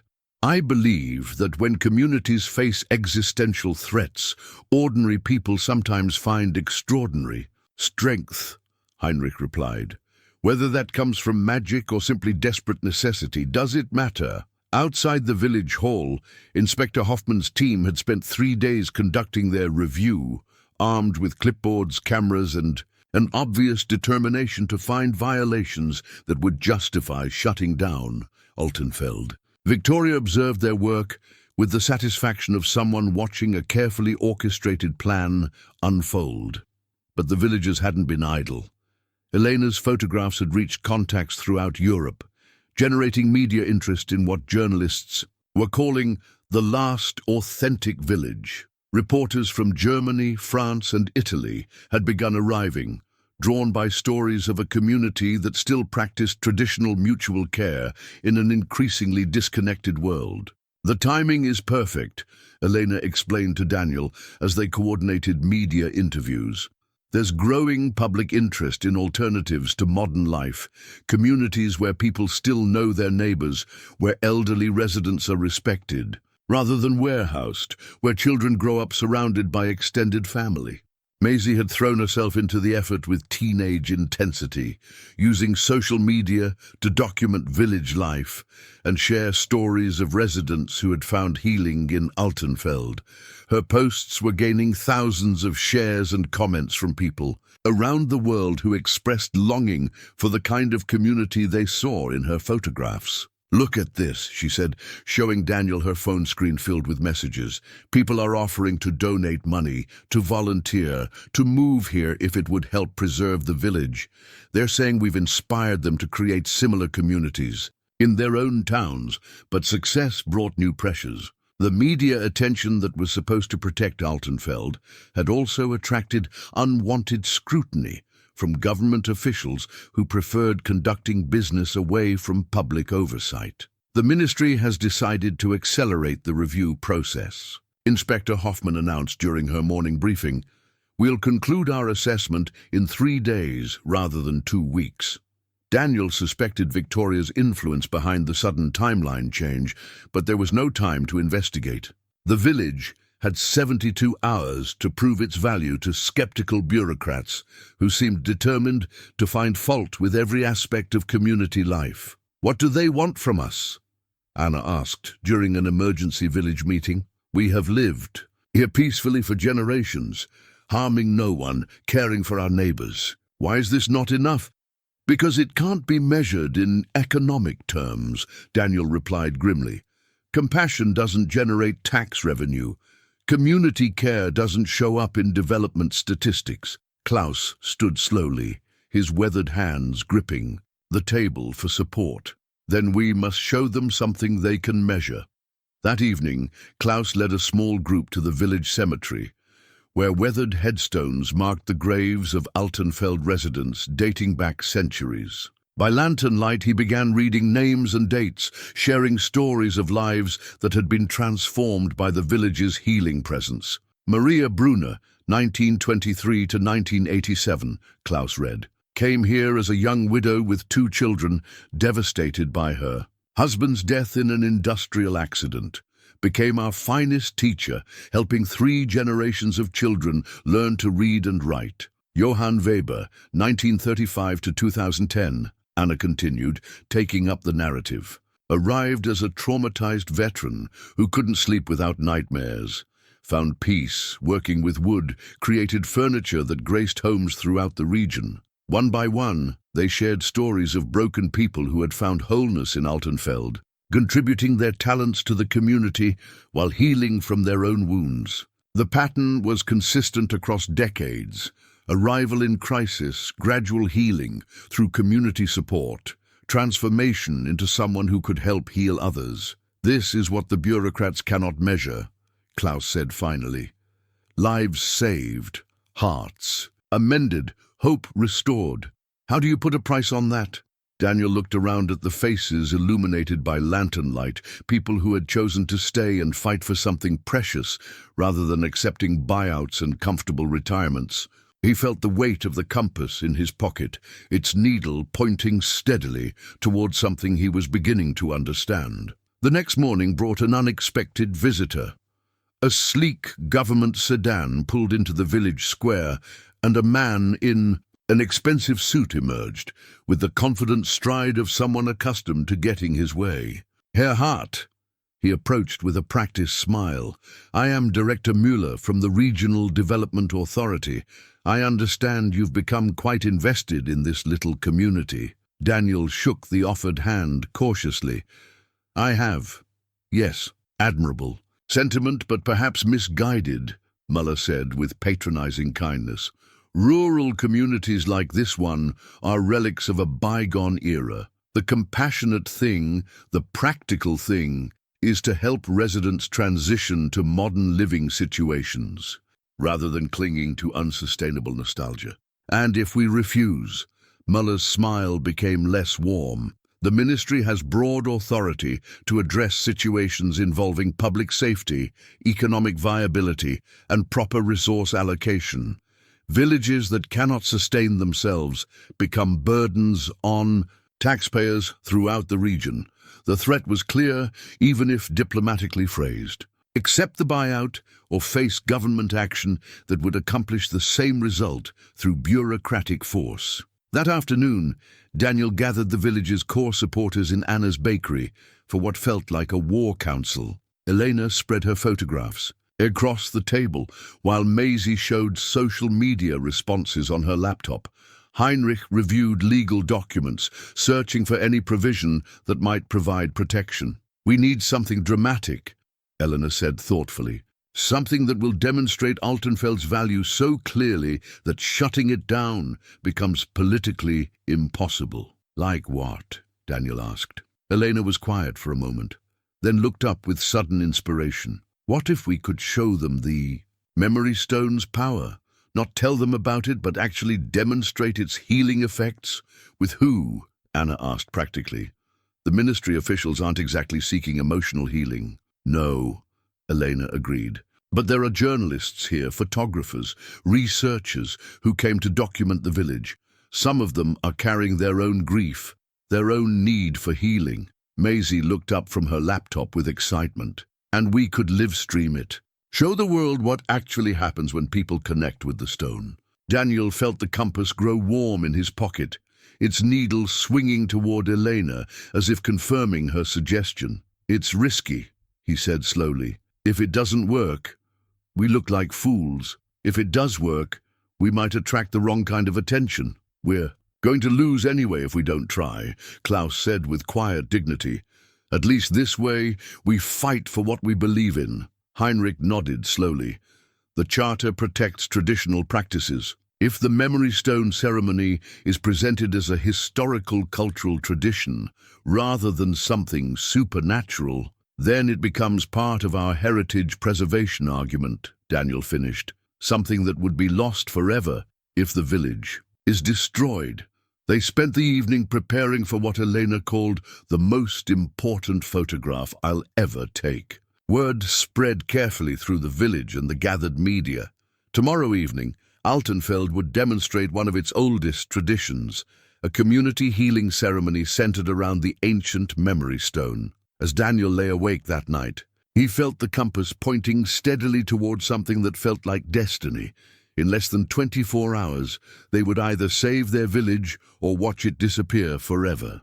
The weight of centuries of trust rested on their ability to show the world what they had discovered, that some things were too precious to be measured in monetary terms. Outside his window, the village settled into peaceful sleep, unaware that this might be one of their last nights as a true community. But Daniel could feel something building, a sense of anticipation that suggested tomorrow would bring transformation, one way or another. The compass needle held steady, pointing toward hope. The Unity bell hung silent in the church tower as the sun set over Altenfeld, but Daniel could feel its presence like a held breath waiting to be released. The entire village had gathered in the square around the memory stone, joined by reporters, government officials, and curious observers who had heard rumors of something unprecedented about to unfold. Inspector Hoffman stood with her team near the fountain, clipboards at the ready, clearly expecting to document another quaint village tradition that would have no bearing on their predetermined conclusions. Victoria positioned herself strategically nearby, confident that whatever folksy ceremony the villagers had planned would only reinforce her argument that they were clinging to outdated ways of life. Director Mueller maintained his patronizing smile, checking his expensive watch with the impatience of someone who considered this entire proceeding a waste of valuable time. "Ladies and gentlemen," Klaus began, his voice carrying the authority of someone who had spent decades leading this community. "Tonight, you will witness something that has taken place in Altenfeld for centuries, a ceremony of shared healing and renewed purpose." Elena moved through the crowd with her camera, but Daniel noticed she was no longer just documenting events. She had become part of the story, her earlier contact with the memory stone having transformed her from observer to participant. "The stone you see before you," Klaus continued, "has been the heart of our community since before written records began. It represents our commitment to caring for those who arrive broken and helping them become whole." Several journalists exchanged skeptical glances, clearly expecting another presentation of local folklore with little relevance to modern bureaucratic concerns. But Maisie stepped forward with her phone, beginning to live-stream the ceremony. To the thousands of followers who had been following her documentation of village life. "This is not performance," Anna said, her weathered hands resting gently on the stone's surface. "This is invitation. Anyone who carries grief, loss, or pain that feels too heavy to bear alone, the stone offers to share that burden." A murmur rippled through the crowd as several people began to understand that this was not a historical reenactment, but an actual ceremony they were being invited to participate in. Daniel watched as Elena approached the stone again, this time without hesitation. As her palm made contact with its surface, her face transformed with an expression of profound peace that was impossible to fake or manufacture. "I feel my father's love," she said quietly, her voice carrying clearly in the evening stillness. "Not his absence, but his continuing presence in my life. The stone doesn't take away the sadness of losing him. It helps me understand that love doesn't end with death." One of the Italian journalists, a woman who had been covering rural development issues, stepped forward tentatively. "May I?" Anna nodded encouragingly. The journalist placed her hand on the stone and immediately began to weep, not tears of sorrow, but of relief. "My daughter," she whispered. "I lost my daughter in an accident last year, and I thought I would never stop blaming myself, but I can feel she doesn't blame me. She wants me to forgive myself and keep living." Inspector Hoffman watched with growing unease as more people approached the stone, each experiencing something that transformed their emotional state in ways that couldn't be explained by conventional psychology or dismissed as mere suggestion. German reporter who had seemed hardened by years of covering conflict zones touched the stone and spoke about trauma he'd carried for decades. A photographer from France found healing from childhood abandonment issues. Even Director Mueller's assistant, despite her supervisor's disapproving glares, joined the growing circle of people who had found unexpected peace through contact with the ancient stone. "This is mass hysteria," Victoria said loudly, trying to undermine what was happening. Suggestion and wishful thinking, nothing more. But her words carried less conviction as the unity bell in the church tower began to ring, not struck by any human hand, but responding to something that was building. In the village square, Daniel felt the Guardian's compass grow warm in his pocket as he watched the ceremony unfold. The bell's ringing seemed to synchronize with the heartbeats of everyone gathered around the stone, creating a sense of collective purpose that was both ancient and immediate. "The bell rings when the village acts with single purpose," Klaus explained. To the crowd, "Tonight, our purpose is clear, to demonstrate that some things are too precious to be destroyed for profit." Inspector Hoffman approached the stone despite herself, drawn by something she couldn't resist. The moment her palm touched its surface, her official composure cracked completely. "I became an inspector because I wanted to help communities," she said, tears streaming down her face. "But I've spent years destroying places like this, telling myself it was for the greater good. I've forgotten why I ever cared about people instead of just regulations." The bell's ringing grew stronger, its sound carrying across the valley and seeming to call something forth from the surrounding hills. Daniel looked up to see lights beginning to appear along the mountain roads, cars bringing people who had heard about the ceremony through social media or word of mouth. "They're coming," Maisie said in wonder, watching her phone screen as the live stream gained thousands of new viewers. "People are driving from all over Bavaria to be here." Victoria backed away from the stone and the growing crowd, her confident demeanor replaced by something approaching fear. "This is manipulation," she insisted, but her voice lacked its former authority. "This is community," Daniel replied, finally understanding what the compass had been pointing toward.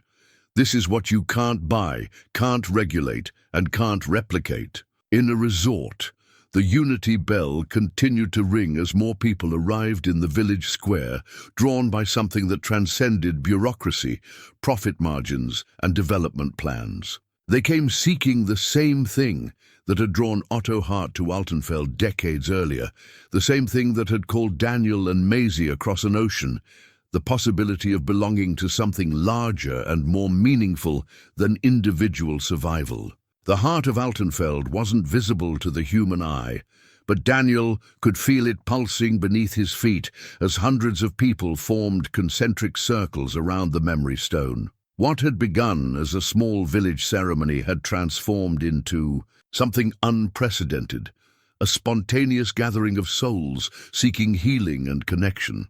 Elena's live stream had reached viewers across multiple continents, with people sharing their own stories of loss and recovery in the comments. The unity bell continued its steady ringing, joined now by the sound of more cars arriving, more people walking down from the mountain roads with lanterns and flashlights. Director Mueller stood frozen near the fountain, his bureaucratic confidence shattered by the sheer scale of what was unfolding. This wasn't just a village tradition, it was a demonstration of community power that made his official authority seem trivial by comparison. "This is getting out of hand," Victoria said, speaking urgently into her phone. "We need to shut this down before what?" Daniel interrupted, stepping forward with the Guardian's compass now openly displayed in his palm. "Before people remember what community actually looks like? Before they realize that some things can't be bought or regulated out of existence?" The compass needle was spinning now, no longer pointing in any single direction, because what the village needed most was all around them. The collective will of people who refused to let something precious be destroyed for profit. Inspector Hoffman approached Daniel, her official demeanor completely abandoned. "I can't complete my report," she said quietly. "How do I write a bureaucratic assessment of something like this? How do I recommend shutting down a place that's clearly serving a vital human need?" Before Daniel could answer, a new voice cut through the evening air. "You don't." Everyone turned to see a woman in her 60s approaching through the crowd.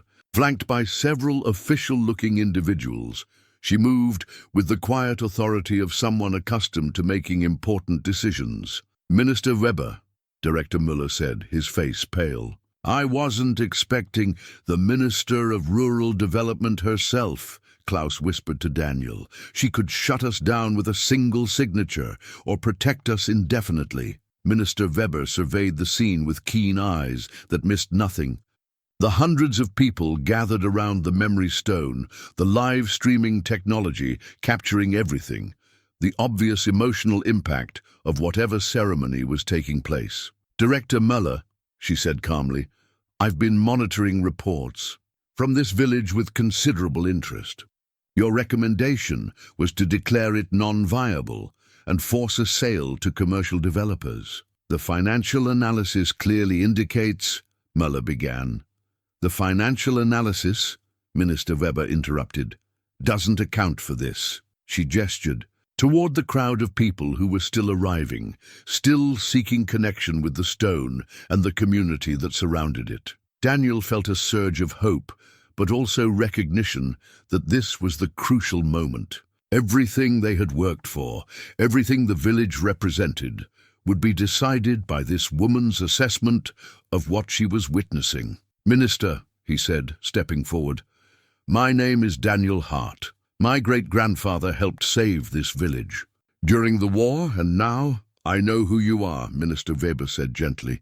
"I've been following your story, Mr. Hart, a widowed teacher who inherited a village and chose to fight for it rather than profit from it. Quite inspiring, actually." She moved closer to the memory stone, studying the faces of people who continued to find healing through contact with its ancient surface. "What exactly happens when people touch this stone?" "They find what they need," Anna replied simply. "Healing from grief, relief from trauma, connection to something larger than themselves. We don't understand how it works, only that it does work." Minister Weber considered this for a moment, then placed her own hand on the stone's surface. Her expression immediately softened, and when she spoke again, her voice carried the weight of personal experience. "I lost my husband 3 years ago," she said quietly. "I threw myself into work, into policy and regulations and bureaucratic efficiency, because it was easier than dealing with the emptiness. But this," she paused, her hand still on the stone, "this reminds me that government exists to serve human needs, not corporate interests." Victoria stepped forward desperately. "Minister, with respect, you can't make policy decisions based on emotional responses to folk ceremonies. The economic data clearly shows, Minister Weber said firmly, shows that this village provides something that can't be measured in monetary terms. Community healing, cultural preservation, authentic human connection. These have value that transcends quarterly profit reports." She turned to address the crowd that had continued growing throughout their conversation. "By the authority vested in me by the Bavarian Ministry of Rural Development, I'm declaring Altenfeld a protected cultural heritage site, specifically preserved for its unique contribution to community healing and traditional practices." The unity bells ringing intensified, joined now by cheers from the crowd and the sound of fireworks being set off somewhere in the village. Eleanor captured it all with her camera, tears streaming down her face as she documented the moment when bureaucracy chose humanity over profit. Director Müller looked stunned. "Minister, the legal ramifications will be handled by my office," Minister Weber said with finality. "Ms. Steiner, your company's development proposal is formally rejected. The village is no longer available for purchase at any price." Victoria's composure finally cracked completely. "This is insane. You're protecting superstition and backward thinking." "I'm protecting something rare and valuable," the minister replied. "A place where people still care for each other without expectation of return. If that's superstition, then we need more of it." As the crowd began to celebrate, Daniel felt the Guardian's compass grow still in his palm, its needle now pointing steadily toward the memory stone. The village had found what it needed most: recognition and protection for its unique mission. Elena approached him with her camera lowered, no longer documenting but simply participating. "You did it," she said. "You actually saved this place." "We did it," Daniel corrected, looking around at the villagers who had trusted him with their community's future. "All of us together." Maisie appeared at his side, her phone still streaming. "To thousands of viewers around the world, Dad, people are saying they want to create places like this in their own communities. They're asking how to start healing circles, how to build real connections with their neighbors." Daniel looked around at the faces illuminated by lanterns and phone screens, people who had found something precious in this remote mountain village and were already planning to carry it back to their own communities. The heart of Altenfeld pulsed. With renewed vitality, no longer threatened by destruction, but empowered to spread its mission of healing and community care to places that needed it just as desperately. 6 months later, Daniel knelt in Sarah's new garden, his hands working the rich soil that had produced another impossible bloom. The memorial garden occupied the space where the village square met the hillside, creating a natural amphitheater, where residents and visitors gathered for morning coffee and evening conversations. The roses were blooming again, Sarah's exact varieties, thriving in mountain conditions that should have killed them months ago. But Daniel had stopped questioning the impossibilities of Altenfeld.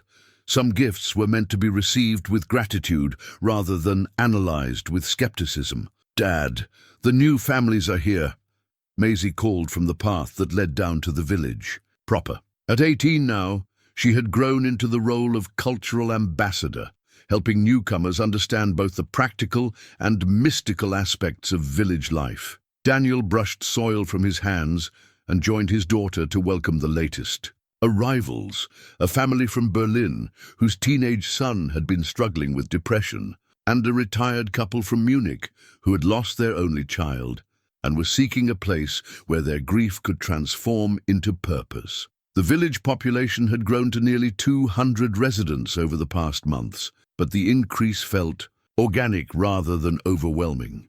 Minister Weber's protection had allowed Altenfeld to expand thoughtfully, accepting new residents who genuinely wanted to contribute to community life rather than simply escape their problems. "This is where we hold the healing circles," Maisie explained to the newcomers as they walked toward the memory stone. "Every new moon, the entire community gathers to share stories and support anyone who needs it." The stone itself looked unchanged, but Daniel could feel its power growing stronger as more people contributed their healing energy to its ancient reservoir. What had once served a village of 63 now sustained a much larger community while maintaining its essential character. Elena emerged from what was now the village's documentation center, where she had established a permanent residence and photography studio. Her project had evolved from documenting a dying village to chronicling the birth of a new model for intentional community living. "The film crew from BBC arrives tomorrow," she told Daniel, falling into step beside him. As they walked through streets that buzzed with purposeful activity, "They want to do a feature on communities that prioritize healing over profit." Daniel smiled, remembering how overwhelmed he'd felt 6 months ago by a single village inspection. Now they regularly hosted researchers, filmmakers, and delegations from other communities seeking to replicate Altenfeld's success. The village had indeed become what he'd envisioned in his early planning, a center for heritage education and sustainable living practices. But it had also become something more, a proof of concept for ways of life that most people had assumed were impossible in the modern world. Anna approached from her bakery, carrying a basket of fresh bread that would be shared at the evening meal. At 84, she moved more slowly than before, but her eyes held the satisfaction of someone who had seen her life's work validated and continued by younger hands. "The clock tower chimed 13 times this morning," she told Daniel with a knowing smile. "Klaus says It happens when the village grows beyond its previous boundaries. The clock tower had become something of a local celebrity, its mysterious, chiming patterns attracting attention from researchers studying unexplained phenomena. But for residents, its sound simply marked the rhythms of community life with the reliability of a heartbeat. Daniel's phone buzzed with a message from Heinrich, who had established a legal practice specializing in protecting communities like Altenfeld from commercial exploitation. Similar villages were emerging across Europe, each developing their own approaches to healing-centered living while maintaining connection to the original model. But it was the afternoon's mail that brought the most significant surprise. Among the usual correspondence was an envelope with familiar, elegant handwriting and a return address from rural Scotland. "Dear Daniel," the letter began, "my name is Margaret Hart, and I believe we may be related. I'm writing from the village of Glen Corran, which my family has maintained as a trust since 1947, following instructions left by my great-grandfather, Otto Hart." Daniel sat heavily in his kitchen chair, reading the letter twice before its implications fully registered. Otto Hart hadn't established just one village trust. He had created a network of healing communities scattered across Europe and waiting for Hart family members to find them when the time was right. "Dad?" Maisie looked concerned by his expression. "What is it?" Daniel handed her the letter, watching her eyes widen as she read about cousins they'd never known existed. Villages that had been waiting for decades for their own heart guardians to arrive. "There are more places like this," she whispered, "whole communities that have been preserving healing traditions, waiting for our family to come home." Through the kitchen window, Daniel could see the village square filling with residents preparing for the evening meal. Children played around the fountain, while elderly residents shared stories with newcomers still learning village traditions. The memory stone sat at the center of it all, quietly anchoring the community that had grown around its ancient purpose. Elena knocked on their door, her camera bag slung over her shoulder and her face bright with the excitement of someone perpetually discovering new wonders. "Ready for tonight's ceremony?" she asked, then paused as she noticed their expressions. "What's wrong?" Daniel showed her the letter, watching her photographer's mind immediately begin calculating the implications of multiple healing villages connected across continents. "This is extraordinary," she said slowly. "Not just one miraculous place, but an entire network of communities dedicated to healing and care. We could document all of them, show the world that alternatives to modern isolation aren't just possible, they're already thriving." That evening's healing circle was particularly moving, as the new residents shared their stories while longtime villagers offered support and welcome. Daniel found himself thinking about Otto Hart, about the vision that had led his great-grandfather to establish sanctuaries for healing across multiple countries. As the ceremony concluded and the unity bell rang across the valley, Daniel felt a deep sense of completion. He had come to Altenfeld as a broken man, seeking purpose, and he had found not just healing for himself and his daughter, but a mission that connected him to a legacy larger than anything he could have imagined. The memorial garden glowed softly. In the evening light, its impossible flowers blooming with colors that seemed to capture and hold the day's warmth. Daniel knew that Sarah would have loved this place, would have understood immediately why people traveled thousands of miles to experience the healing that flowed from genuine community care. "So, what do we do?" Maisie asked as they walked home through streets that had become as familiar as those of their childhood. "Do we try to visit the other villages? Do we help them the way we helped Altenfeld?" Daniel considered the question, while looking up at stars that seemed brighter here than anywhere else he'd lived. "We do what your great-great-grandfather did," he said finally. "We respond to the places that call to us, and we trust that other Hart family members will answer their own calls when the time is right." Above them, the clock tower chimed a pattern that no one had heard before. 13 bells followed by 3, then 7, then 13 again. Laus would later claim it was the sound of healing spreading beyond the village boundaries, carrying the promise of restoration to places that needed it most. Daniel pulled his daughter close as they reached their front door, grateful beyond measure for the impossible inheritance that had brought them home to themselves and to a community that would continue growing long after they were gone. The compass in his pocket pointed steadily toward the memorial garden, toward the memory stone, toward a future where healing and hope would always find a way to flourish, even in the most unlikely places.